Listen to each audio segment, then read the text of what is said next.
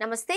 తెలంగాణలో తెలుగుదేశం పార్టీని బలోపేతం చేయాలని టీడీపీ జాతీయ అధ్యక్షుడు చంద్రబాబు భావిస్తున్నారు. అయితే ఇందుకోసం పార్టీ పరిస్థితులపై తెలంగాణలో సర్వేలు కూడా చేయించారన్న వార్తలొస్తున్నాయి.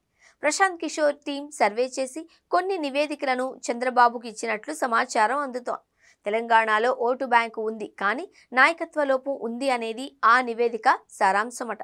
స్థానిక సంస్థల ఎన్నికల్లో పోటీ చేయడానికి చంద్రబాబు సిద్ధమవుతున్నారు అని చెబుతున్నారు. అయితే అందులో విజయావకాశాలపై ఆయన సర్వే చేయిస్తే నాయకత్వ లేమి పార్టీని వెంటాడుతుంది అని ప్రశాంత్ కిషోర్ టీం చెప్పింది అంటున్నారు.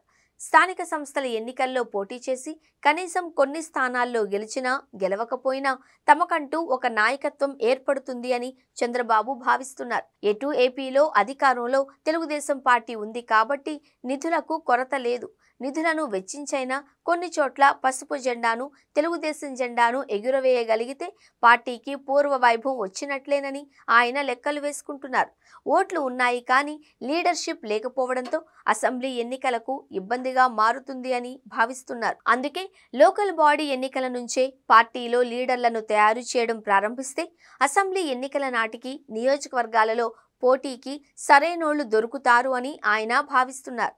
అందుకే తెలంగాణలో పార్టీకి తిరిగి ప్రాణం పోయడానికి ఆయన ప్రశాంత్ కిషోర్ టీంను ఉపయోగించుకున్నట్లు అర్థమవుతుంది. అయితే తెలంగాణలో తిరిగి సైకిల్ పార్టీ నిలదొక్కుకోవడం అంత సులువు కాదు.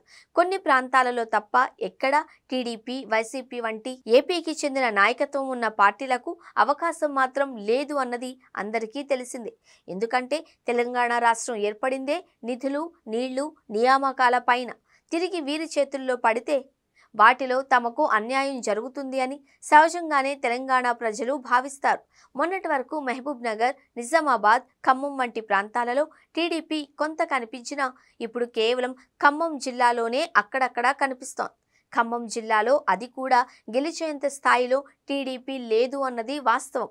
అదే పరిస్థితుల్లో ఖమ్మం జిల్లాలో కొన్ని నియోజకవర్గాలలో మాత్రం కొందరిని ఓడించగలరు అన్నది అంతే నిజం.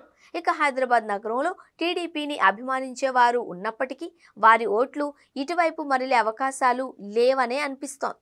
ఇక్కడ సెటిల్ అయిన వారు కూడా బీఆర్ఎస్, బీజేపీ, కాంగ్రెస్ పార్టీలకు అనుకూలంగా మారిపోయిన తర్వాత ఇన్నేళ్లు గ్యాప్ ఇచ్చి ఇప్పుడు మళ్లీ అధికారంలోకి రావడం అత్యాశ అవుతుందన్న భావన వారిలో ఉంటుంది.